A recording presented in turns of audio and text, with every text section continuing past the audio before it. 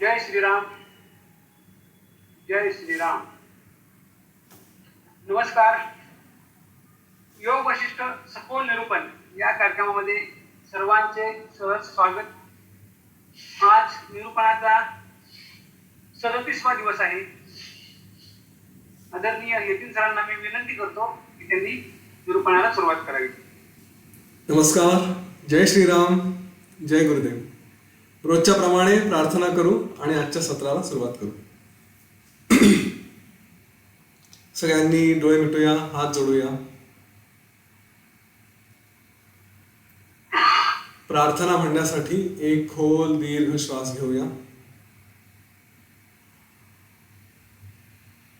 गुरुर्ब्रह्मा गुरुर्विष्णू गुरुर्देवो महेश्वरः गुरुः साक्षात् परं ब्रह्म तस्मै श्री गुरवे नमः.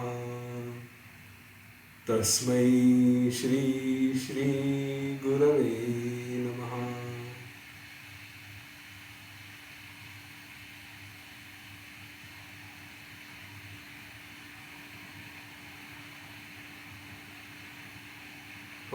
डोळे उघडूया.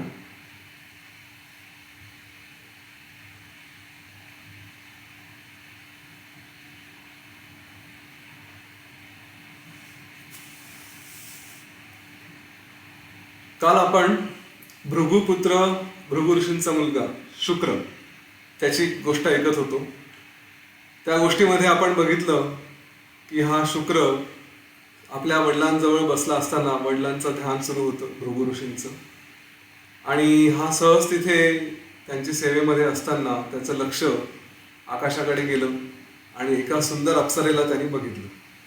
तिच्यामध्ये तो अडकला, रममाण झाला आणि मनानेच तिच्या मागे मागे स्वर्गात आणि त्या स्वर्गामागून मग अनेक त्याच्या पुढचे सगळे जन्म हे असं करता करता शेवटी तो एका वासुदेव म्हणून एका नदीच्या काठावर तपस्या करत होता.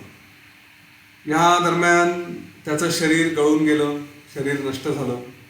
इकडे भृगु ऋषी हे तपस्या संपल्यानंतर जेव्हा पुन्हा जागृत झाले त्यांनी बघितलं आपल्या मुलाचं शरीर हे संपूर्णपणे नष्ट झालेलं दिसत आहे, आणि म्हणून ते संतापले आणि काळालाच शाप द्यायला निघाले. काळाने त्यांना थोडीशी जाणीव करून दिली, ज्ञान दिलं, आणि मग ते पुन्हा या शुक्राकडे आले जो आता वासुदेव म्हणून दुसरीकडे कुठेतरी होता, आणि त्याला सुद्धा प्रबोधन करून परत आले. आणि हा शुक्र आपल्या पूर्वीच्या शरीरात परत आला. ते वासुदेव म्हणून जे शरीर होतं ते नष्ट झालं. ते त्याचं त्यांनी शरीराचा त्याग केल्यावरती त्याचे अंत्यसंस्कार केले. अशी ही थोडक्यात गोष्ट होती. गोष्टीचा सारांश हाच होता की केवळ ओझरत्या दर्शनाने अप्सरेच्या तो शुक्र आपल्या मनोराज्यात अडकला आणि कुठच्या कुठे फिरत बसला. आपणही बऱ्याचदा असंच थोड्याफार फरकाने इकडे तिकडे कसंही असेल, पण कोणाच्या तरी दर्शनाने कुठल्या तरी वस्तू, व्यक्ती, विषय काय असेल त्याच्यामध्ये अडकतो आणि नको नको त्या गोष्टींमध्ये अडकत जातो. मुळात एवढं त्याच्यात इतकं वाईट काय, हा जर प्रश्न येत असेल की ठीक आहे थोडंफार कोणाचं तरी दर्शन झालं आणि घडल्या घटना किंवा मन इकडे तिकडे जात राहिलं, तर त्याच्यात बिघडलं कुठे? याच्यात दोन गोष्टी आहेत. एक काहीतरी लॉस होतो आहे, काहीतरी गमावतो आहे, आणि दुसरं काहीतरी नको असलेलं नकारात्मक गोष्टी मिळवत आहे. मुळात आपण वारंवार आतापर्यंत मनाच्या बाबतीत असा अभ्यास केला की मन हे केवळ मन म्हणण्यापेक्षा जे मन आहे किंवा नाही, आता तिथे जो काही त्याच्यावर वाद असेल तो असू दे, परंतु केवळ आत्मस्वरूपामध्ये जाणं, स्वतःमध्ये जाणं हे जे आवश्यक असते, त्यासाठी पहिली गोष्ट त्या मनाला इकडे फोकस करणं हा भाग, आणि दुसरा नको ते जे गोष्टी आहेत, नको ते विषय त्यांच्यापासून स्वतःला दूर करणं. हे जग नाहीच आहे, हे जग खोटं आहे, असे सगळे वारंवार संस्कार करत जाणं. आता जेव्हा असं कुठलं तरी दर्शन झालं, कोणाचं तरी दर्शन झालं, कुठली तरी घटना घडली आणि त्याच्यावरती विनाकारण विचार करत बसलो तर आपण दोन प्रकारे नुकसान करतोय. एक, जेवढा वेळ विचार करतो आहे तेवढा वेळ आपण स्वतःमध्ये जे लक्ष द्यायला पाहिजे तेवढा वेळ वाया गेला, आपण तिकडे लक्ष दिलं नाही. आणि दुसरी गोष्ट, आपण जे बाहेर जातो आहे बाहेरच्या विषयांमध्ये ते संस्कार आपण स्वतःवरती करत जातो, त्याच्यामुळे त्याच्यात सुद्धा पुन्हा कधीतरी अडकण्याची शक्यता असते.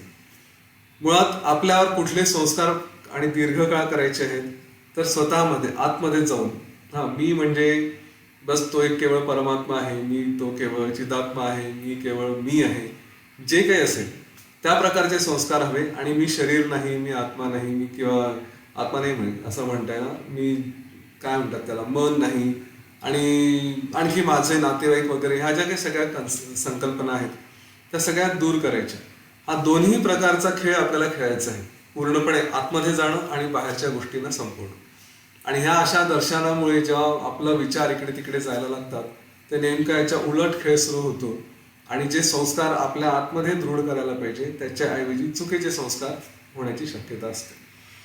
आता ह्याच्यावरच प्रभू श्रीराम वसिष्ठ ऋषींना प्रश्न विचारतात की शुक्र भगवान हे अतिशय शुद्ध चित्ताचे होते, कुठल्याही पूर्वजन्माचे संस्कार त्यांच्यावरती नव्हते, आणि असं असताना मग ही अप्सरा बघितल्याबरोबर त्यांच्या मनात ह्या सगळ्या वासना, हे सगळे विचार कुठून आले.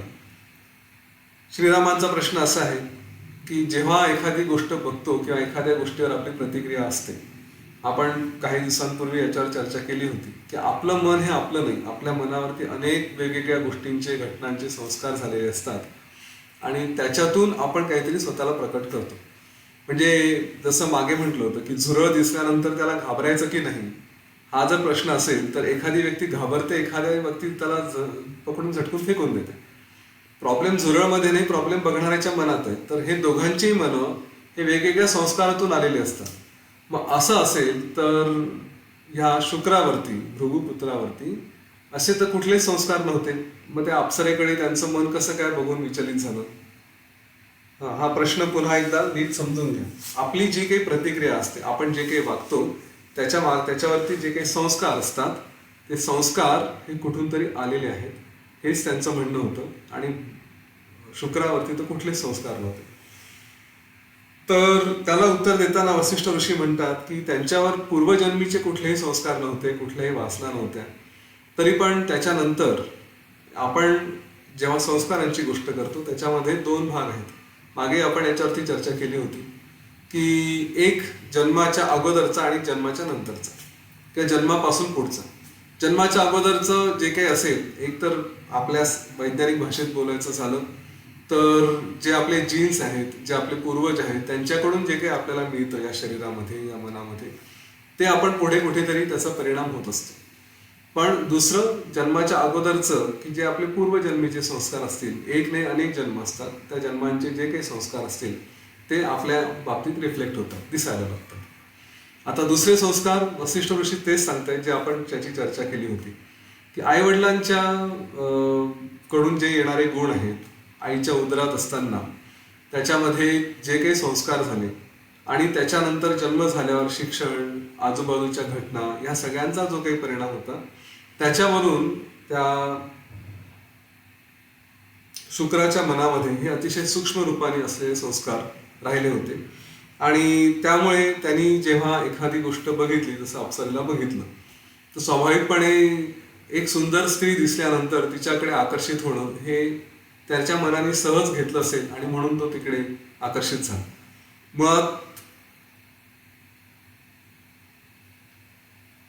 असा जर कुठला विषय असेल तर एखाद्या व्यक्तीने आकर्षित व्हावं की नाही हा सुद्धा संस्कारांचा भाग असतो. आणि हे लक्षात घ्या. इतकं एखाद्या व्यक्तीवरती लहानपणापासून जर असे संस्कार झाले असतील की कुठल्याही सुंदर गोष्टीकडे आकर्षित व्हायच्या नाही, मुळात सुंदर ही संकल्पनाच नसेल तर ती व्यक्ती आकर्षित होणार आहे. त्याच्या दृष्टीने असंच एक कुठलं तरी शरीर आहे ज्याला सुंदर म्हणा असं म्हणताच येणार नाही. याचं कुठलंही मला वर्णद्वेष वगैरे अशा प्रकारात जायचं नाही. परंतु एक भारतीय व्यक्ती एखादी गोरी स्त्री बघितली, म्हणजे ती अमेरिकन असेल, ब्रिटिश असेल किंवा तिकडची पाश्चात्य देशांमधली असेल, तर तिचं सौंदर्य त्याला विशेष वाटतं आणि तिच्याप्रती सहज आकर्षित होतो. त्याच्याऐवजी एखादी जर आफ्रिकन स्त्री बघितली तर त्याला असं वाटतं हे काय विशेष नाही. हे जी एक भावना येते, आता त्याच लोकांच्या दृष्टीने जर तिकडून जाऊन बघायचं झालं तर त्यांना ह्या दोन्ही पद्धती, म्हणजे एक आफ्रिकनला एक आफ्रिकन स्त्री सुंदर वाटेल आणि अमेरिकनला अमेरिकन स्त्री तेवढी सुंदर वाटणार नाही. तर हे जे प्रत्येकाचे जे संस्कार असतात, हे जे प्रत्येकाचा बघण्याचा दृष्टिकोन असतो, हा सुद्धा कुठून तरी तो एक निर्माण झालेला असतो. आपल्याला गोरा रंग म्हणजे काहीतरी विशेष वाटतं आणि म्हणून त्या गोऱ्या रंगाकडे विशेष आकर्षित होतो. याच्यामुळे केवढं मोठं मार्केट आलंय. फेअर अँड लवली घ्या, नाही तर आणखी काय घ्या, इतके त्यांनी सगळे क्रीम्स आणि कॉस्मेटिक्स, की या एकाच संकल्पनेवरती बिझनेस बघा कसे येतं. बरोबर त्यांनी आपले संस्कार ओळखले आणि विशेष म्हणजे हे संस्कार त्यांनी दृढ केले. गोरं व्हा करून इतका त्याचा प्रचार केला की जे गोरे नव्हते त्यांना न्यूनगंड यायला लागला आणि आपण गोरं झालं पाहिजे म्हणून ते क्रीमच्या ट्यूब्स आणि ट्यूब्स खपवता माहिती खरंच गोरे झाले की नाही. परंतु ते संस्कार दृढ करत गेले. दोन्ही प्रकार झाले, एक कुठेतरी पकडलं आणि दुसरं त्याच्यावरती संस्कार केले. हे जे मार्केटिंगचं टेक्निक आहे हे सुद्धा मानसशास्त्रातून आलेलं आहे की लोकांची मानसिकता काय असते. इथे हाच प्रकार संस्कारांचा, की तिला एखाद्या अप्सरेला बघितल्यानंतर ती सुंदर आहे ही जी कल्पना मनात आली, जी आपण तेवढं सूक्ष्म आणखी खोलत जातोय, ही जी कल्पना मनात आली ही कुठेतरी रुजली असेल. नाही तर अगदीच पूर्ण शुद्ध असेल, आज शक्य झालं तर आपण ते कथा बघू, तर त्याच्यामध्ये जर तशी संकल्पना रुजली असेल की सौंदर्य नावाची गोष्टच नाही, तर मग कोणाकडे आकर्षित होणं किंवा त्यांच्याविषयी तिरस्कार निर्माण होणं हे सगळं काही होत नाही. म्हणून वारंवार वसिष्ठ ऋषी सांगतायत, आपण आपल्या सत्रांमध्ये म्हणतो आहे की कुठल्याही व्यक्तीकडे, गोष्टीकडे, घटनेकडे, परिस्थितीकडे, त्या रूपाकडे बघण्याच्या ऐवजी त्याच्या मागे जे तत्व आहे, ज्याच्याशी आपण जोडले जातो, ते तत्व काय आहे त्याच्याकडे बघणं गेलं पाहिजे. आणि आज अर्थात त्याच्यावरही थोडीशी चर्चा होईल. तर हे संस्कार त्याचे कुठेतरी बीजरूपाने असतील. आता ह्याच्यावरती पुन्हा श्रीराम प्रश्न विचारतात की असं म्हटलंय, आपण आतापर्यंत बघितलं की प्रत्येकाचं जग, प्रत्येकाचा संसार हा वेगवेगळा असतो आणि ते जग, ते संस्कार आणि त्याचा जो संसार आहे तो त्याच्या पुरती मर्यादित असतो. म्हणजे माझा संसार माझ्यापुरतं, तुमच्या संसार तुमच्यापुरतं. पण मग असं असेल तर एकाचं जग दुसऱ्याला दिसतं का? म्हणजे तुम्ही माझ्या स्वप्नात येऊन किंवा तुम्ही माझ्या जगात येऊन, माझ्या अंतर्मनात येऊन माझ्या मनात काय चाललं आहे हे बघू शकता का? किंवा त्याच्यावरती येऊन परिणाम करू शकतात का? कारण आपण असं ऐकलेलं आहे की प्रत्येकाचे संसार हे भिन्न भिन्न वेगवेगळे आहेत. परंतु हेही ऐकलेलं आहे की जे सिद्ध गुरु असतात, जे ऋषी असतात, ते आपल्या शिष्यांच्या मनामध्ये, त्यांच्या अंतरंगामध्ये, त्यांच्या स्वप्नामध्ये जाऊन त्यांना योग्य मार्गदर्शन करू शकतात, त्यांना शास्त्र समजावून सांगू शकतात. हे असं असेल तर मग ते कसं काय करू शकतात? कारण प्रत्येकाचे जग तर वेगवेगळे असायला पाहिजे. मग एका जगातून दुसऱ्या जगात जाता येणं शक्य नाही.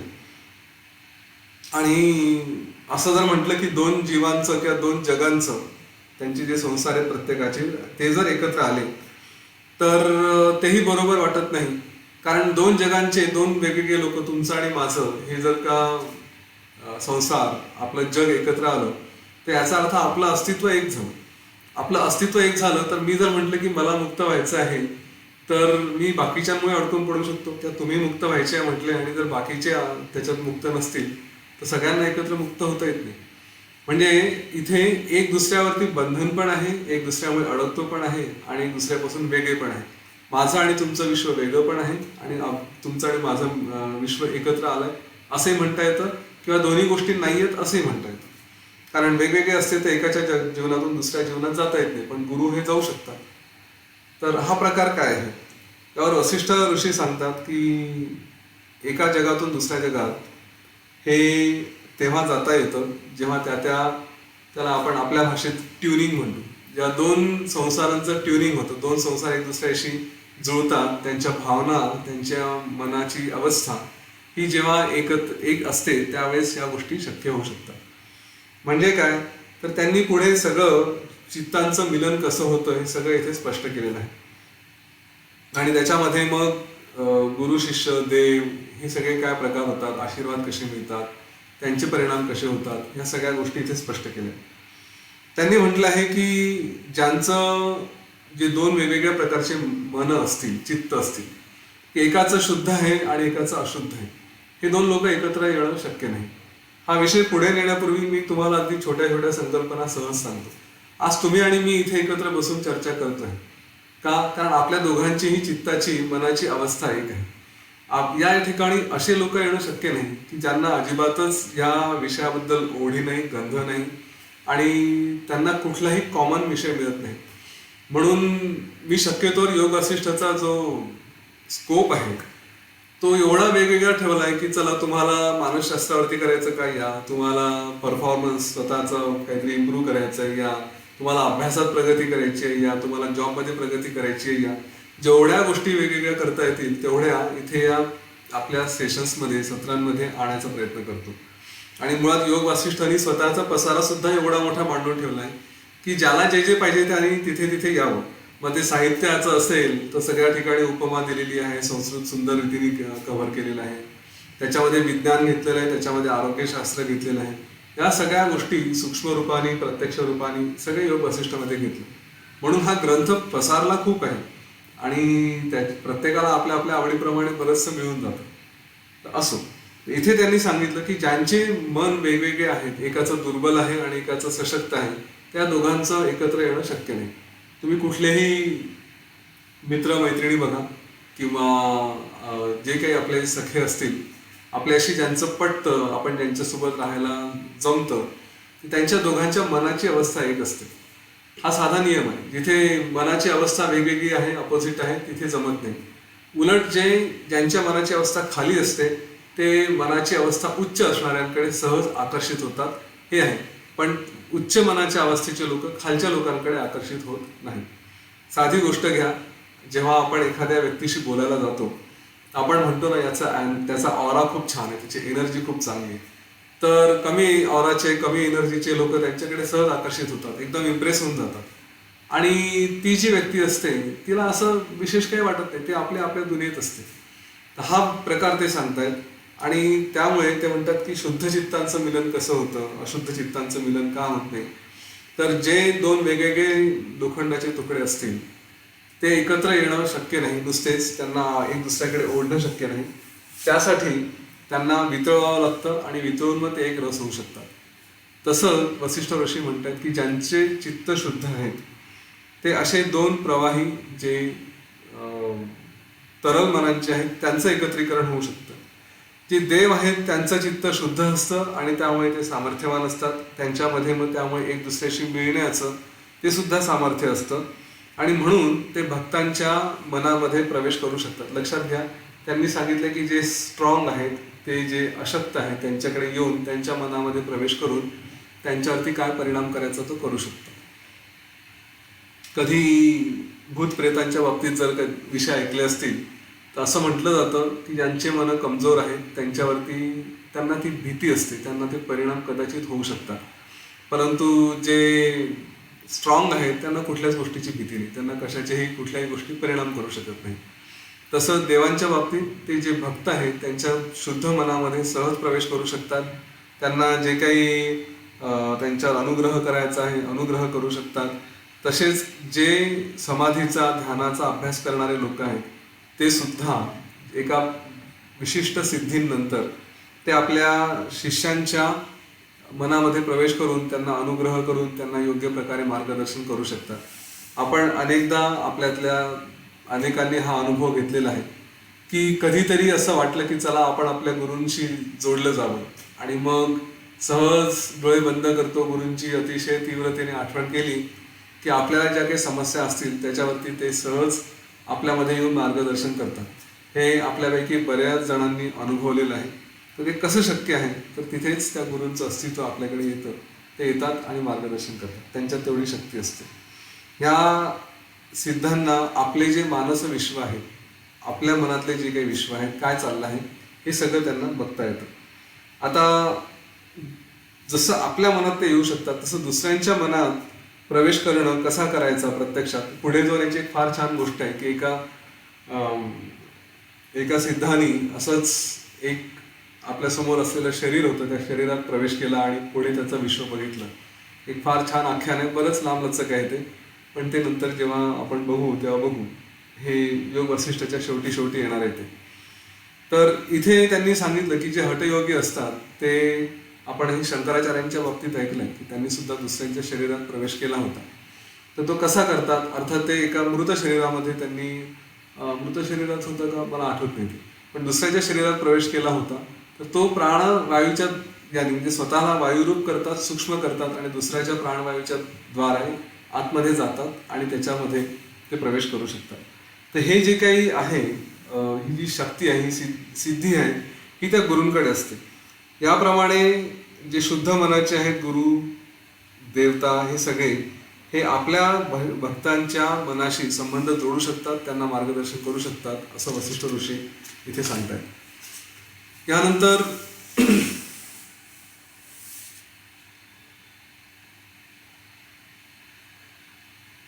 आपण जो समष्टी वेष्टी भाव याच्याबद्दल कधी बोललो असू की एक जग, माझं वैयक्तिक जग आणि हे सगळे जग, हे कसं येतात, तर इथे जेवढे जीव आहेत त्या प्रत्येकाचे स्वतःचे वैयक्तिक, आपण त्याला म्हणतो जग आहेत.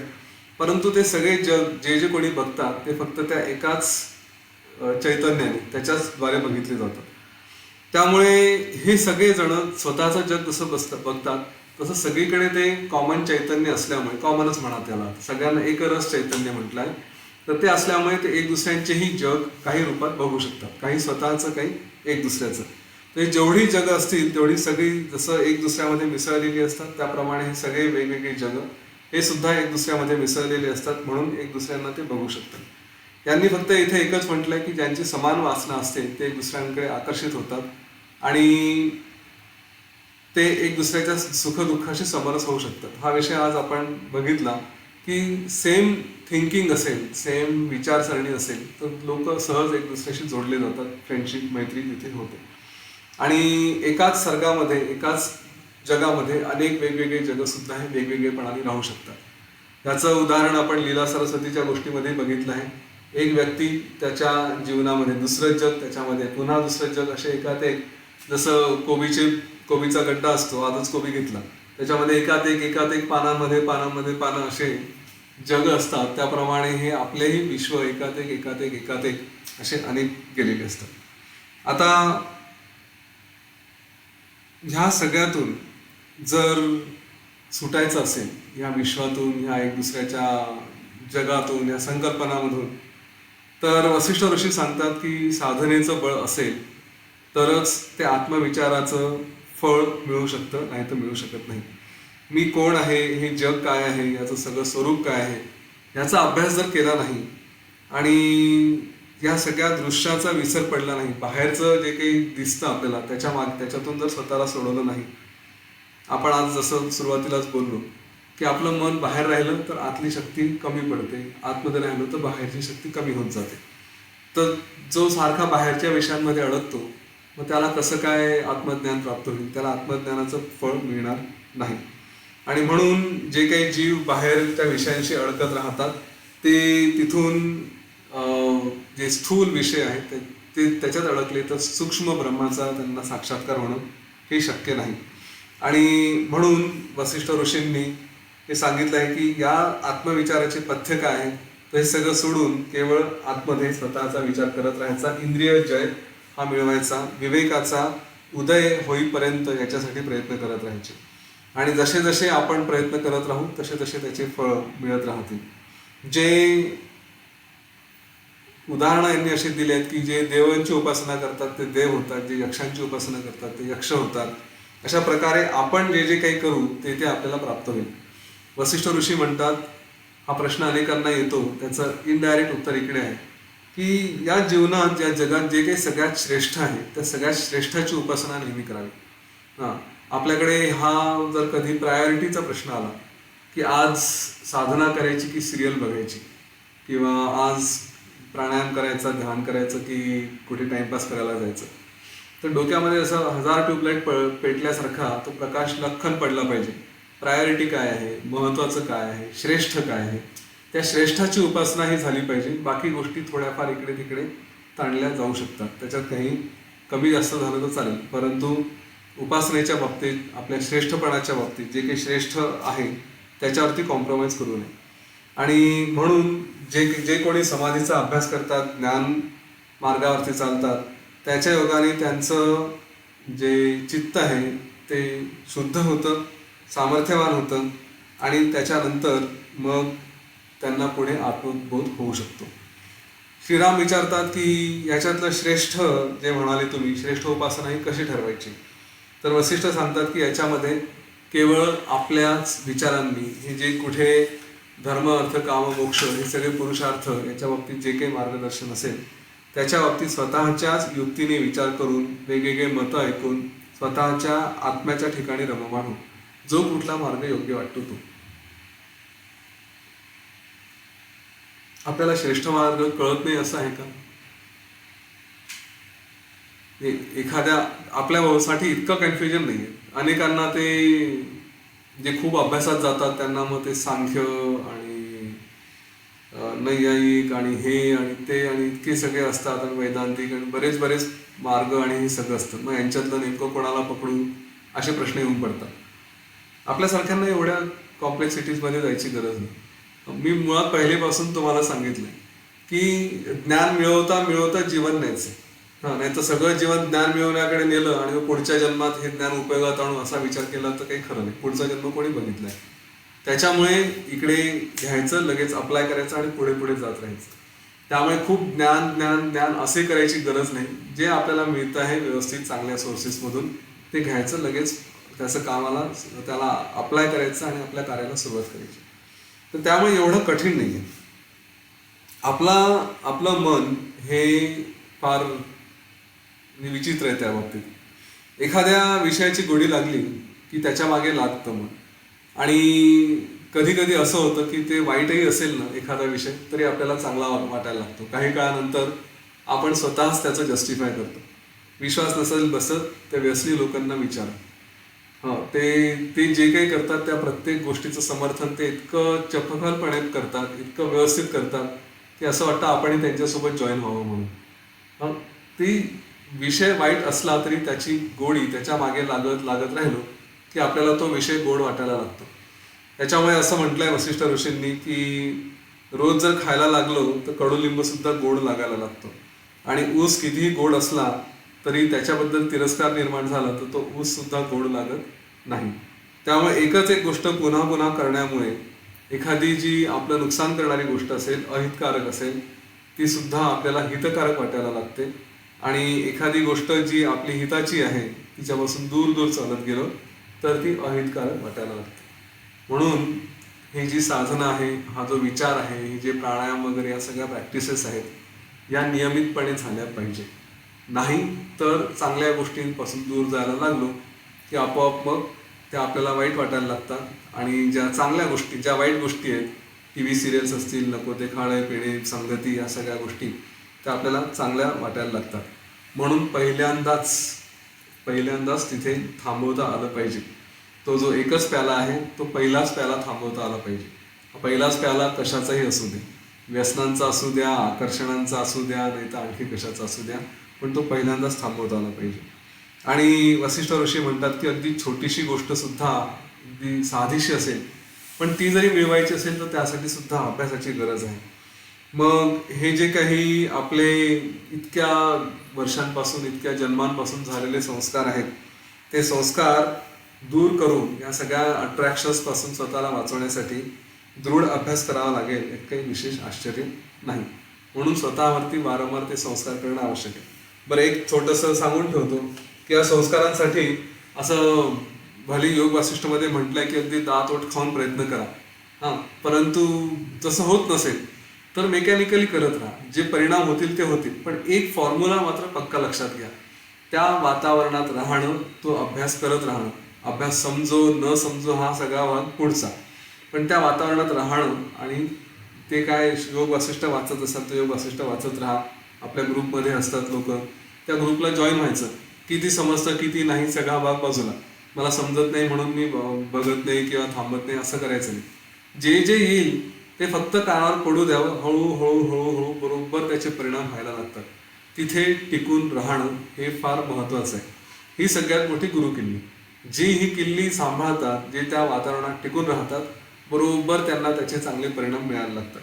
हे कुठेही असू द्या, अगदी व्यवसायामध्ये असाल तरी नवीन व्यवसाय सुरू केला आहे, वर्ष 6 महिन्यातच त्याच्यात नुकसान जाणवतंय किंवा काय सोडून देऊ असं नाही. तिथे टिकून राहणं हे आवश्यक आहे. हा एक फॉर्म्युला आपल्याकडे लक्षात ठेवा. आणि म्हणून पुन्हा सगळ्या बाहेरच्या दृश्यांवरती जे काही दिसतं आहे त्याच्यापासून स्वतःला दूर ठेवा. म्हणजे मग आपण आपल्या पुढच्या जे काही आपले गोल आहेत, आपल्याला जे काही उद्दिष्ट आहेत ते सहज साध्य होऊ शकतील. आणि वसिष्ठ ऋषी सांगतात की हे सगळं काम या मनानेच होऊ शकतं. मनानेच मनाला सावरता येतं. असं म्हटलंय की हा मनरूपी पिता, हा मन हे एवढं सुंदर आहे, इतकं मनाने चांगलं आहे, हा मनच मनाने खूप चांगलं आहे की जर त्याच्या नाशाचा अभ्यास केला ना तर तो स्वतःचा नाश करून घेतो. आणि आपले जे मुलगा आहे, विवेक नावाचा मुलगा असेल, त्याला तो पूर्ण ज्ञानी करतो, त्याला पुढे आणतो आणि त्याच्यामुळे त्याच्यावर चांगले संस्कार करून ते विवेक हा चांगला जागवतो. मनानेच मनाचा नाश करायचा असतो, हे थोडक्यात त्यांनी इथे सांगितलं. आता हे जे काही लक्षणं असतात मनाचा नाश करणारे आणि त्याप्रमाणे सगळे अभ्यास करणारे, ज्यांनी सगळ्या जगाला सोडून दिलेलं आहे, तर इथे एक गोष्ट सांगतात वसिष्ठ ऋषी, दाम, व्याल आणि कट, आणि त्याच्यानंतर भीम, भास आणि दृढ अशी. तर ही राक्षसांची गोष्ट आहे, ही ऐकू आपण. आज एक भाग ऐकू, उरलेला भाग उद्या ऐकू. हे वसिष्ठ ऋषी जो मुद्दा सांगतायत की अनेक जण अनेक प्रकारचे प्रयत्न करतात सगळ्या गोष्टींमध्ये, जे काही असतील, प्राणायाम, ध्यान असतील, संस्कार घेतील, ज्ञान घेतील, सगळं काही घेतील. परंतु बरेच जण या बाबतीत एखाद्या झोपी गेलेल्या व्यक्तीसारखे असतात. त्यांच्याजवळ सगळं काही असेल, बळ असेल, सगळं आर्थिक बळ असेल, शारीरिक बळ असेल, सगळं काही असलं तरी पण अध्यात्माचं ज्ञान पुरेसं नसेल, तर अशा वेळेस ते आपल्या उच्च स्थानावरून खाली पडू शकतात. हे वसिष्ठ ऋषी सांगतायत या गोष्टीमध्ये. एक शंभरासूर नावाचा पाताळ राक्षस आणि अतिशय बलवान, अतिशय मायावी, अतिशय समृद्धी, त्यांनी त्याच्या मायाबलाने स्वतःचं जे काही राज्य होतं ते स्वर्गापेक्षाही सुंदर केलं होतं. आणि त्याच्याकडे सगळ्या प्रकारच्या विपुल संपत्ती, सगळं काही होतं. पण तो जरी अफाट सामर्थ्यवान असला तरी तो कधी इकडे तिकडे गेला, विश्रांती करत असला, आणखी काही करत असेल, तर हे देव तिथे छापे मारायचे, त्याच्या राज्यावरती त्याचं नुकसान करायचे. आणि वारंवार देवांचे हल्ले होऊन तो राजा कंटाळल्यानंतर त्यांनी अनेक प्रकारचे शूर राक्षस आपल्यासाठी निर्माण केले, पण त्यांचं काही काम चाललं नाही. मग एकदा शंभरासुरांनी स्वतःच सगळं काही सैनिक घेतलं, त्यांनी देवांवरती हल्ला केला. तर देव पराभूत झाले, कुठे कुठे लपून बसले आणि त्याला कोणी देव मिळाले नाही, म्हणून त्यांनी स्वर्ग लुटला, तिकडे जाळपोळ केली आणि तो परत आला. त्याच्यामुळे देवांचं आणि त्याचं वैर आणखीन वाढलं आणि देवांनी पुन्हा वारंवार हल्ले करायला सुरुवात केली. तर या सगळ्या प्रयत्नांना तो कंटाळला, त्याला देव काही सापडत नव्हते आणि त्यांच्या देवांची छापा मारणं सुरू होतं. तर अशा वेळेस त्यांनी ठरवलं की आपण असे कोणीतरी राक्षस निर्माण करू की जे देवांशी पक्के जिंकू शकतील, कधीच हारणार नाही. आणि म्हणून त्यांनी 3 राक्षस स्वतःच्या मायाबलाने निर्माण केले. एकाचं नाव होतं दाम, दुसऱ्याचं नाव होतं व्याल आणि तिसऱ्याचं नाव होतं कट. दाम म्हणजे काय, तर तो शत्रूचं दमन करण्यात फार सशक्त होता. कुठल्याही शत्रूंना कितीही मजबूत असू द्या, त्यांना तो पराभूत करू शकत होता. व्यालमध्ये शक्ती होती की तो सगळ्या शत्रूला पूर्ण असा वेढा घालून बसू शकायचा, म्हणजे त्यांना वेढा घालण्याची कला त्याच्यामध्ये होती. आणि तिसरा कट हा सुद्धा महाबलाढ्य होता. तो असा कढईसारखा उलटा आपल्या सगळ्या सैनिकांना, स्वतःच्या सैनिकांना संरक्षण देऊ शकत होता. असे दाम, व्याल आणि कट हे सैनिक त्यांनी राक्षस हे 3 निर्माण केले. ह्या राक्षसांची वैशिष्ट्य म्हणजे त्यांना शंभरासुरांनी स्वतःच्या संकल्पाने प्रथमच निर्माण केलं, म्हणून त्यांच्या ठिकाणी पूर्वीची कुठली वासना, पूर्वीचे संस्कार असे काहीच नव्हते. एकदम शुद्ध स्वरूपामध्ये ते तिथे होते. एका प्रकारे शंभरासुराचीच ते 3 रूप असं म्हटलं तरी त्याच्यात काही गैर नाही. त्यांना कुठलाही अभिमान नव्हता, कुठलाही मान नव्हता, कुठलाही अपमान नव्हता. या सगळ्या कुठल्याही भावना असतील त्यांच्या पलीकडे एखादं लहान मूल जसं झोपलेलं असतं तसंच ते आपलं नैसर्गिक रीतीने जे कार्य करायचे ते कार्य करायचे. त्याच्यामुळे त्यांच्यामध्ये कुठलीही भावना अशी निर्माण होत नव्हती. शत्रू पुढून आला तरी आपल्याला मारतील किंवा आपल्याला काय होईल असा कुठलाही प्रसंग त्यांच्यामध्ये नव्हता. ते सरळ सरळ आपण पळून वगैरे जावं असा कुठलाही विचार किंवा विकल्प मनात न आणता त्यांच्यामध्ये सरळ ते युद्धाला तयार व्हायचे, शत्रूवरती तुटून पडायचे. कारण जगणं मरणं या कुठल्याही भीती या सगळ्यांच्या ते पलीकडे गेलेले होते. तर अशा स्थितीत असल्यामुळे त्यांच्यामध्ये इतकं सामर्थ्य होतं, जे निडर होते, तर त्यांना कोणीही पराभूत करू शकणं हे अशक्य होतं. आणि याच्यात एक जो छोटासा संदेश दिलेला आहे की जीवनाकडे बघण्याचा दृष्टिकोन सुद्धा, आपण जे म्हणतो मला कधी भीती वाटते एखाद्या गोष्टीची, आपण कुठलाही व्यवसाय करायचा असेल किंवा काही जीवनात साध्य करायचं असेल तर कधीतरी आपण घाबरतो. मी मागे हा विषय सांगितला आहे. ही भीतीच आपल्याला आपल्या सिद्धींपासून, आपल्याला जे काही प्राप्त करायचं आहे त्यापासून दूर घेऊन जाते. आणि भीतीमुळेच आपण तो एक विकल्प आणतो आणि जे साध्य करणार असतो त्याच्यातच पहिल्यांदा आपण स्वतः अपयशाचे बीज पेरतो, ते रोवून देतो. त्यामुळे ते आवश्यक आहे की बिना घाबरता, अगदी बिनधास्त, निडरपणे जे काही कार्य करायचे असतील, मनात प्रचंड सकारात्मकता ठेवून आपण आपले कार्य हाती घ्यावे आणि तिथे व्यवस्थित पुढे जावं. माझ्या जीवनात मी स्वतः याचा अनुभव घेतलेला आहे. बस एक भीती हा प्रकार जर कधी येत असेल तर सांगायचं की हे कार्य माझं नाही, गुरूंचं आहे. या म्हणून सगळे योग वासिष्ठचं ज्ञान हे किती असलं ना तरी ते या जीवनामध्ये प्रत्यक्ष वापरायचं असेल. मी कितीही सांगितलं भीती बाळगू नका, भीती बाळगू नका, तरी मी आणि भीती या दोन गोष्टी मॅनेज जर करायच्या झाल्या तर डायरेक्टली त्यांना सांभाळणं हे थोडं कठीण होतं. म्हणून याच्यामध्ये जो एक मधली पायरी आहे, ती पायरी कुठली आहे तर ती आहे गुरूंची. मी आणि भीती याच्यामध्ये गुरूंना उभं करून द्यावं. मी काहीच नाही करत आहे, जे करतोय ते गुरूंचं कार्य. त्याच्यामुळे यश मिळालं तर त्यांना, अपयश मिळालं तरी त्यांना. एवढी जेव्हा मनाची आपली स्थिती होते त्याच्यानंतर हे जे काही इथे योग वसिष्ठमध्ये सांगितलं आहे की भीती बाळगायची गरज नाही, मग जीवनाची भीती नाही, मृत्यूची भीती नाही, काहीच नाही, तर तो संदेश आपल्याला इथून मिळतो. आणि अशा रीतीने या तिघांना निर्माण केल्यानंतर मग त्यांनी देवांवरती आक्रमण केलं. देव अनेक ठिकाणी कुठे कुठे लपून बसले होते. त्यांनी सगळीकडे देवांना शोधलं, खूप प्रचंड युद्ध केलं, अनेक ठिकाणी सगळीकडे हाहाकार निर्माण केला, हाहाकार पसरवला. आणि त्याच्यानंतर मग देव जिथे कुठे लपून बसले होते ते युद्धाला आले. त्यांनीही अतिशय जोरात युद्ध केलं, परंतु या 3 राक्षसांसमोर देवांचा काही टिकाव लागला नाही. ते लपून बसले, पुन्हा गुप्त जागेत चालले गेले. आणि मग हे शंभरासुराचे 3ही राक्षस दाम, व्याल आणि कट हे आपल्या विजयाची माहिती देण्यासाठी शंभरासुराकडे आले. इकडे देव स्वतःच्या पराभवामुळे अतिशय दुःखी झालेले आणि याच्यावर काय मार्ग काढायचा हा मार्ग शोधण्यासाठी ते ब्रह्मदेवाकडे गेले. ब्रह्मदेवानी त्यांचं पहिल्यांदा सांत्वन केलं की बरं तुम्ही हारले, आता काही जास्त वाईट वाटून घेऊ नका, असं तसं वगैरे वगैरे. आणि नंतर मग त्यांना सांगितलं की हा जो शंभरासूर आहे याचं अजून 1,00,000 वर्ष आयुष्य बाकी आहे. हे 1,00,000 वर्षांचं याचं आयुष्य संपल्यानंतर मग तिथे भगवान विष्णू हे स्वतःच त्याला मुक्ती देतील आणि तोपर्यंत आपल्याला वाट बघण्याशिवाय गत्यंतर नाही. आता हे जे दाम, व्याल आणि कट आहे ह्यांचा नाश कसा करायचा याची युक्ती मी तुम्हाला सांगतो. ही युक्ती आपल्याही जीवनामध्ये कोणाचा नाश करण्यासाठी नाही, पण स्वतःला नाशापासून वाचवण्यासाठी उपयोगाची आहे. त्यांनी सांगितलं की ह्या राक्षसांशी तुम्ही आता जे युद्ध करताय ते दीर्घकाळ युद्ध, सततचं युद्ध असं न करता त्यांच्याशी छोटे छोटे युद्ध करा आणि छोट्या छोट्या युद्धामध्ये पराभूत होऊन परत चाललं जायचं.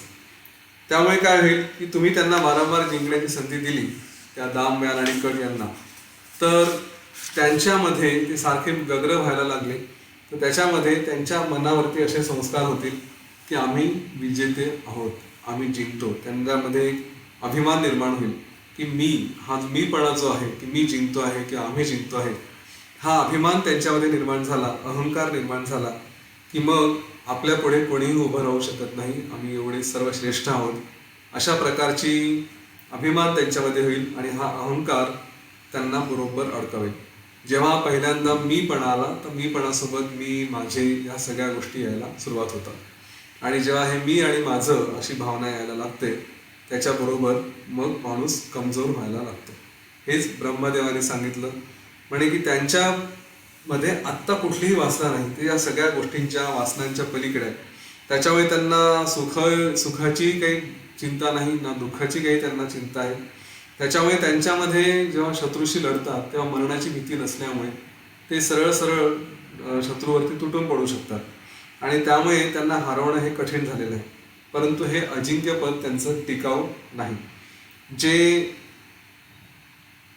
मूळ सत्य जाणणारे असतात, जे वासनारहित आहेत, यांच्या बाबतीत पहा, अजून हे सत्य जाणणार नाही, यांना फक्त कुठलंच अभिमान निर्माण झाला नाहीये. त्याच्यामुळे हे असे शून्यातून निर्माण जरी झाले असले तरी त्यांच्या मनावरती संस्कार होऊ शकतात. हे ज्ञानी नाही आहेत. हा सगळ्यात महत्वाचा विषय ब्रह्मदेवानी सांगितला. त्यांनी काय म्हटलंय की हे लोक अज्ञानी नाही आहेत पण हे ज्ञानी पण नाही आहेत. यांना सत्य समजत नाही, यांना सत्य माहिती नाही. त्याच्यामुळे जसं एक कोवळं मन असतं, जशी ओली माती असते, त्याच्यावरती जे संस्कार होतील तसं यांच्या मनावरती जे संस्कार होतील ते संस्कार घेऊन मग पुढे ते जाऊ शकतील. आता त्यांच्यावर कुठलेही संस्कार नसल्यामुळे ते तुमच्याशी जिंकू शकतात, पण तुम्ही तुमच्या कार्यातून त्यांच्यावरती संस्कार निर्माण करा, असा थोडक्यात संदेश ब्रह्मदेव त्यांना सांगतात, देवांना सांगतात. ते म्हणतात की जे खरंच सत्य जाणणारे असतात ते खरे अजिंक्य. त्यांची बुद्धी अनासक्त असल्यामुळे त्यांना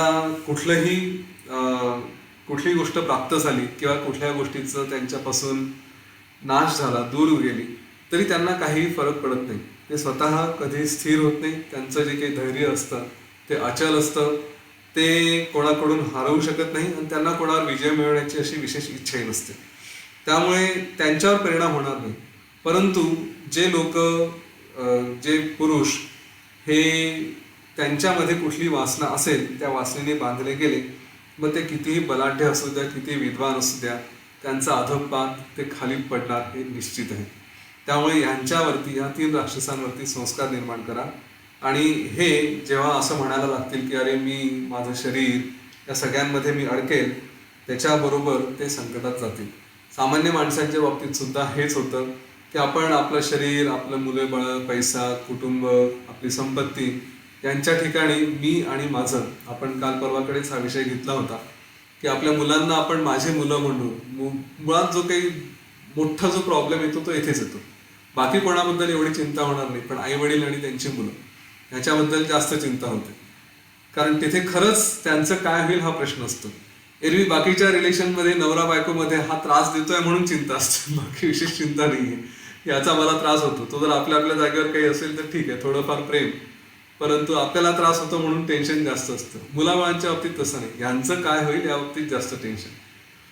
तर असो, हा जो प्रश्न आहे की मी आणि माझं, अहम ममत्व, मी आणि माझं, याच्यामध्ये अडकणारे लोक ते सगळे आपल्या स्वतःच्या मूळ स्वरूपाला विसरतात आणि म्हणून मग वेगवेगळ्या दुःखांमध्ये, वेगवेगळ्या त्रासांमध्ये अडकतात, हीन दीन बनतात, असं वसिष्ठ ऋषी सांगतात.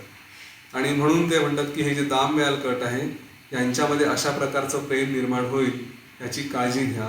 अशा प्रकारे तुम्ही त्यांच्यावरती वारंवार हल्ले करा, त्यांना जिंकू द्या, म्हणजे मग ह्या भावना निर्माण झाल्या की ते अगदी दुबळे होतील, अगदी धैर्यहीन होतील आणि मग एखाद्या डासाला, एखाद्या चिलटाला जसं मारतो तसे त्यांचा नाश करणं तुम्हाला सहज शक्य होईल.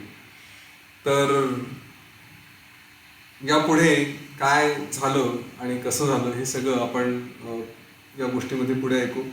वसिष्ठ ऋषींनी, ब्रह्मदेवानी देवांना थोडक्यात हे सांगितलं की जिथे त्यांची ती वासना असेल, ती वासना एकदा वाढायला लागली की मग आपोआप त्या संकटामध्ये ते स्वतःला फसवतील. मायावी तरी असेल, कशीही असेल, परंतु त्यांच्यामध्ये हे गुण आहेत. ते भली खोटे राक्षस असतील परंतु ते ज्ञानी नाही आहेत. पुन्हा पुन्हा हाच विषय केलेला आहे की त्यांच्याकडे आत्मज्ञान नाही. त्याच्यामुळे ते स्वतः शून्य असल्यामुळे त्यांच्यामध्ये हे सगळं गुण आहेत, सुप्त रूपात आहेत. आणि मी देवांहून पराक्रमी आहे, माझं शरीर मोठं आहे, अशा प्रकारे ते स्वतः बढाया मारायला लागतील. आणि म्हणून एकदा ते भाव त्यांच्यात यायला लागले की मग त्यांना हळूहळू आपल्या स्वतःच्या नातेवाईकांबद्दल, मुलांबद्दल, परिवाराबद्दल, आपल्या अस्तित्वाबद्दल जाणीव आली की मग ते पुढे हारायला लागते.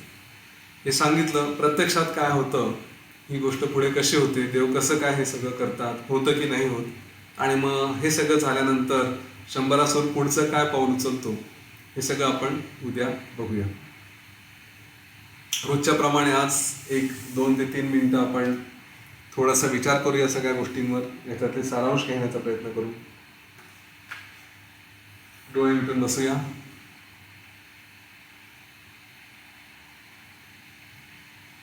सहज आपलं लक्ष आपल्या श्वासावरती घेऊन जाऊ.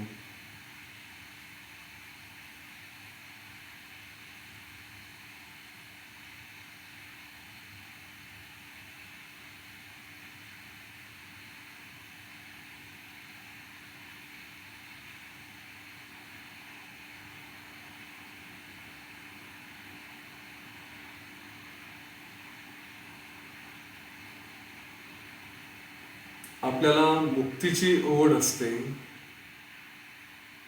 कारण आनंद हवा आहे.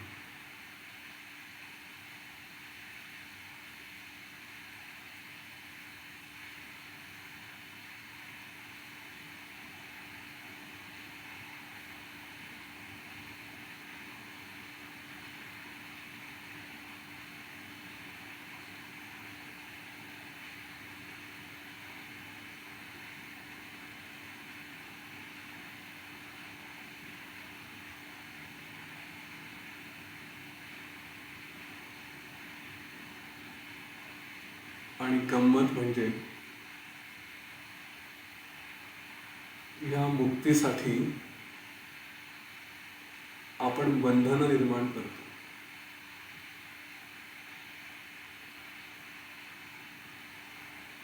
मनातूनच, पण तरीही बंधनच निर्माण करतो.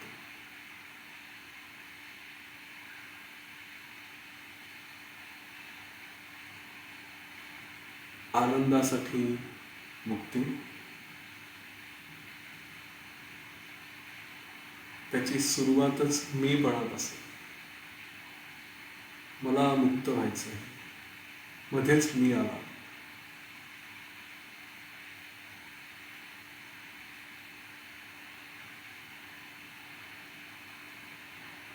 आणि मग त्याच्यासोबत माझेपणा पण आला.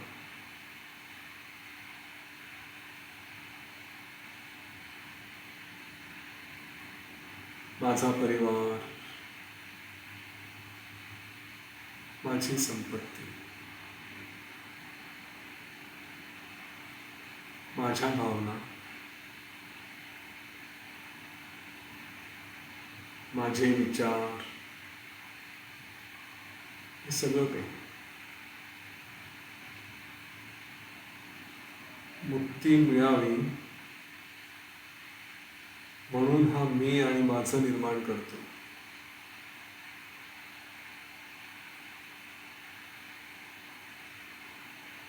केवढा मोठा विपर्यास.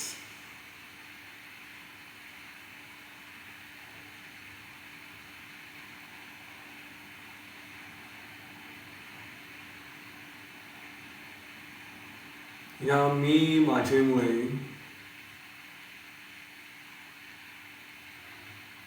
बंधनात अडकून स्वतःचं मूळ, अनादी अनंत सगळी शक्ती असलेलं स्वरूप विसरून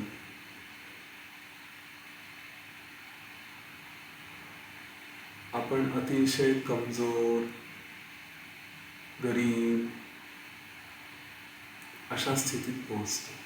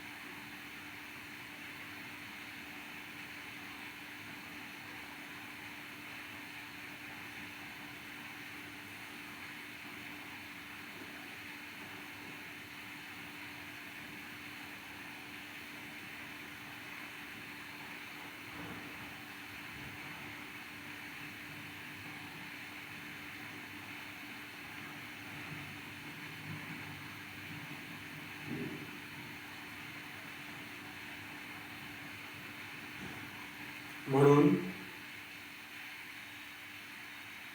विवेक जागृत करून आत्म अनात्म हा जो कोणी मी आहे त्याच्याशी संबंधित आहे किंवा नाही, एवढा विचार जरी असेल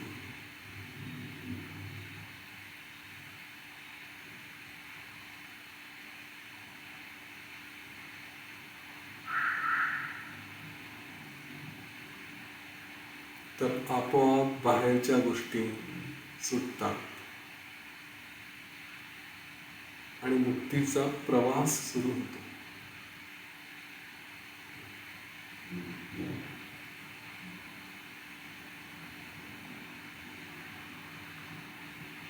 व्यवहारामध्ये हेच ज्ञान वापरलं, आत्म अनात्म, तर जे प्राप्त करायचंय ते प्राप्त करता येतं.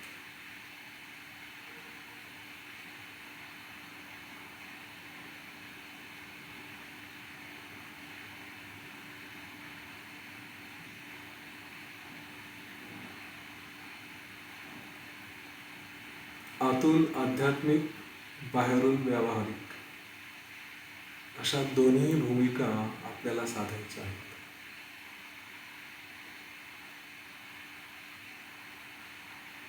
व्यवहाराच्या परिणामांचा विचार करताना आतमध्ये आध्यात्मिक विचार करायचा.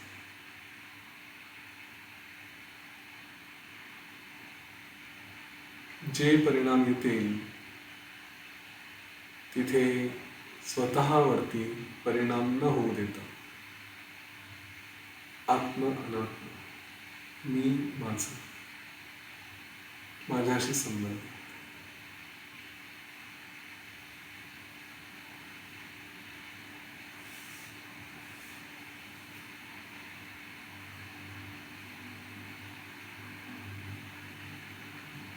पुरुषोत्तम होण्याची ही फार मोठी कला आहे पण फार सोपी आहे.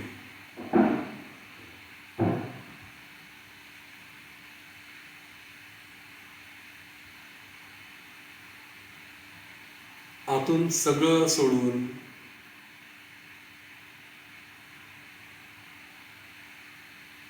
निर्विकार व्हायचं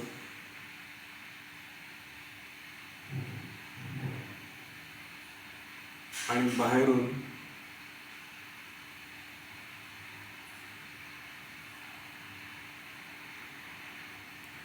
सगळं काही करायचं, श्रेष्ठ व्हायचं, श्रेष्ठाचीच उपासना करायची, स्वतःला श्रेष्ठ करायचं.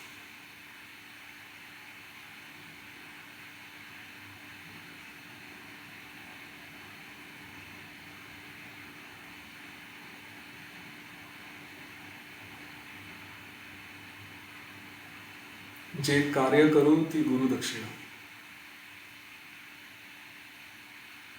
ती उत्तमच व्हायला हवी.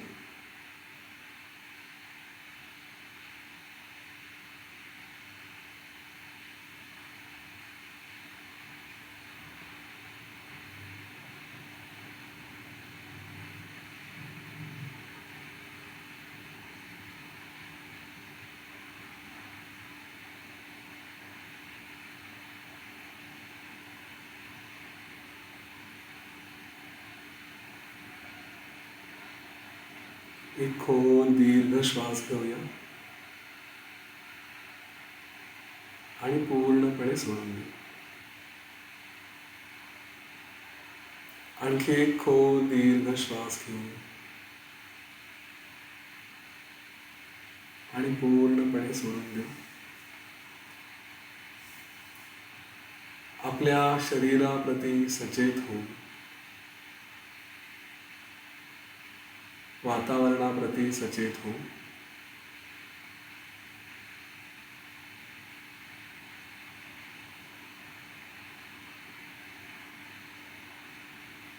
हळूहळू आपले डोळे उघडूया.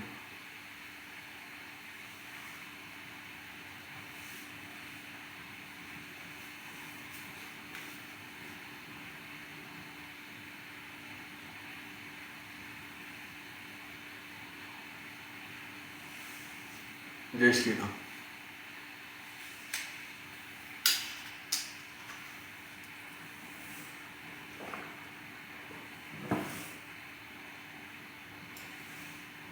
चला प्रश्न आलेत. हा अथर्व.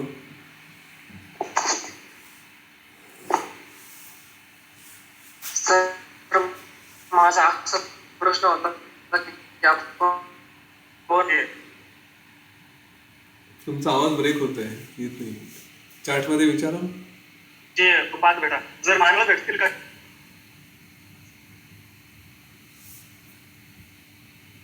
अभि येतील सर. मला प्रश्न होता, तुम्ही आधी अट्रॅक्शन बद्दल बोलला होता, तर आपल्या बॉडीचा जो जडत्वाचा भाग असतो, म्हणजे body as a naturally want to reproductive किंवा आपल्याला सस्टेन करण्यासाठी आपण जेवतो. समजा आजारात आपली पूर्ण चव जाते तेव्हा आपलं पूर्ण वासना उडते, तेव्हा आपण म्हणजे might be body is like making us to fast so that it can recover way faster. तर ही जी बेसिक इन्स्टिंक्ट आहे, तर ही एखाद्या वयानुसार वयाप्रमाणे चालू होते. कारण की एखाद्या विशिष्ट हार्मोन तयार झाले कीच या जे तुम्ही आपण म्हणतात अट्रॅक्शन वगैरे त्या गोष्टी होतात आणि वय ओसरलं की ते आपोआप नष्ट होतात. तर तुम्ही जे संस्कार जे म्हणत होते, तर हे संस्कार फक्त म्हणजे फिजिकली कोणत्या स्वरूपाचे असतात, की फिजिकली पण असतात ते, म्हणजे एखाद्या क्रियेमधनं घेऊन जाणारे किंवा योगा वगैरे सारखे तसे पण एक किंवा अजून कोणतं स्वरूप आहे त्याचं, जसं आपण वाचतो फक्त बोलून जसं ज्ञान घेतो तशा प्रकारचे पण आहे, असं मला विचारायचं होतं. आणि दुसरं त्याच्याच अनुरोधाने की शक्तिपात आपल्या ॲडॉप्लिंगमध्ये जास्त बोललं नाही जात, पण शक्तिपाताविषयी तुम्हाला काही बोलायचं असलं तर तुम्ही सांगू शकाल का? सुदर्शन क्रिया ही शक्तिपात म्हटली जाते. शक्तिपाताचा ओके, प्रकार. तेच विचारायचं. आणि तुमचा पहिला प्रश्न, संस्कार हे त्या जीवावरती, त्या मनाचे आहेत. ओके, तेच घेऊन तो पुढे जात राहतो. आणि त्याच्यात दोन प्रकार म्हटलेले आहेत, एक पूर्वीचे संस्कार आणि एक नवीन. नवीन संस्कार हे किती दृढ आहेत हे आपण अनेकांच्या बाबतीत बघतो. काही काही लोक असतात की तेच ते विषय वारंवार त्याच्यात इन्व्हॉल्व राहतात आणि ते स्वतःच एकामध्ये करत जातात. तर तिथे तुम्ही शरीराचं म्हटलं, परंतु अशा गोष्टी नवीन नाहीत की वय कितीही झालं तरी वासना तशाच आहेत. त्याच्यामुळे हार्मोन वगैरे जरी एका लिमिटमध्ये थांबले तरी संस्कार हे त्याच्या पलीकडे जात असतात आणि ते त्याला वयाचं, शरीराचं, या सगळ्या गोष्टींचं बंधन नसतं. आपण म्हणजे या बाबतीत अनेक लोकांची अनेक उदाहरणं आहेत की वयाला मर्यादा नाही, वय किती झालं तरी वासनांमध्ये अडकलेलीच आहेत. तर हे संस्काराचेच मुख्य भाग आहेत. हार्मोन्स, शारीरिक बदल वगैरे ह्या गोष्टी असतात, परंतु प्रत्येकजण त्या अनुषंगाने वासनांच्या मागे अडकतो असं नाही आहे. मुळात ते संस्कार ते त्याच्यावरती कार्य करतात. ॲटलिस्ट माझं तरी हे मत आहे. काही आणखी असतील इतर मतं किंवा वेगळी असू शकतील, पण मला असं वाटतं की मुख्य ते संस्कार आहेत आणि ते मानसिक आहेत. शरीराची बात नंतर.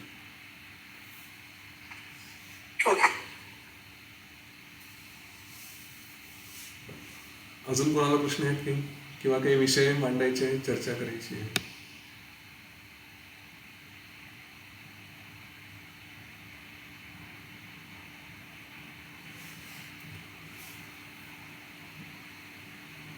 हो, मानस यज्ञ केले तर 5 पट फळ मिळतात. बरोबर आहे. अथर्वचा प्रश्न होता की लवणदारीच्या गोष्टीमध्ये बघितलं. बरं, अवधूत.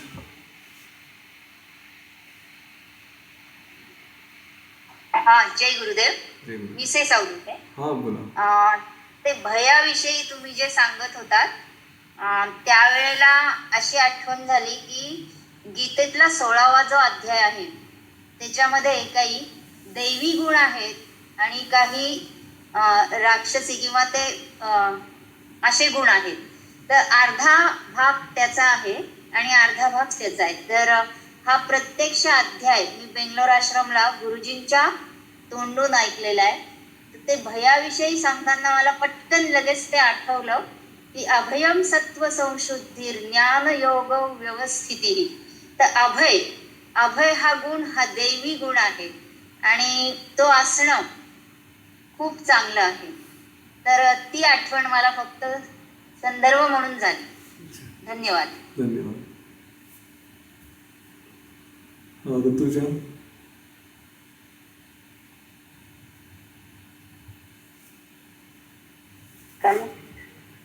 हा बोला.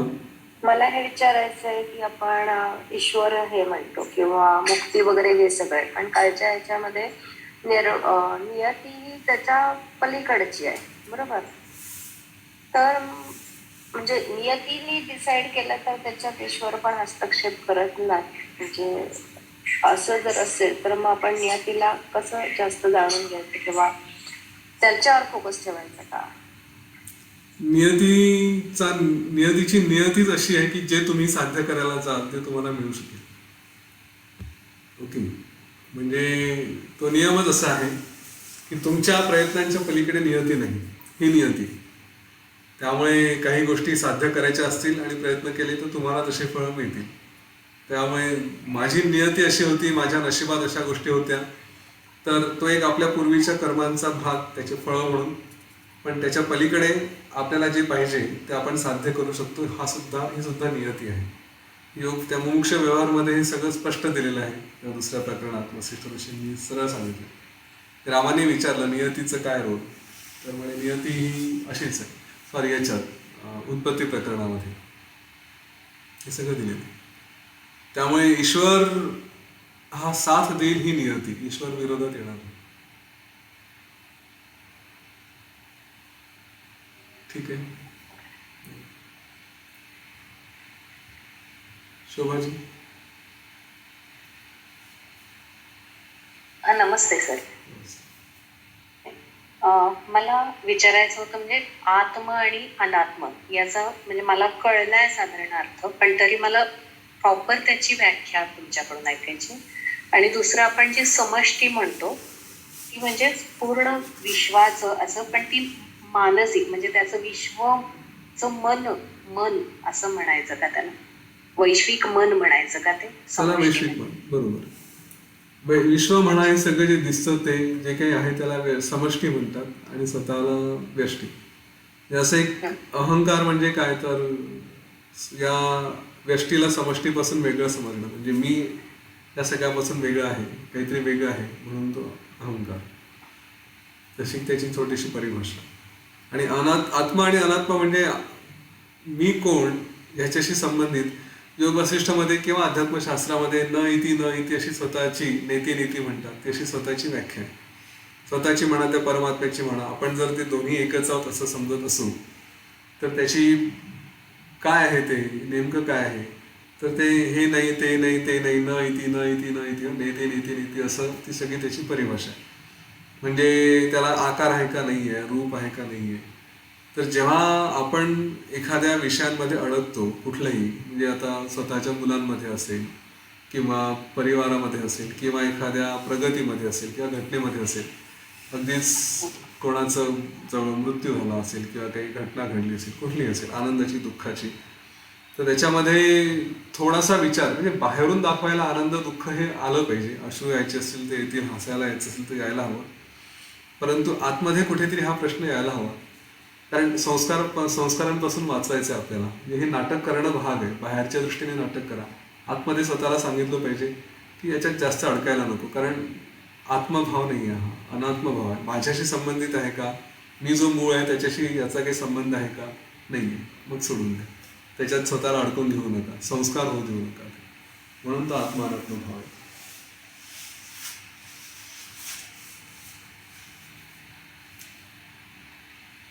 ठीक आहे. ह्याचा काय प्रश्न होता?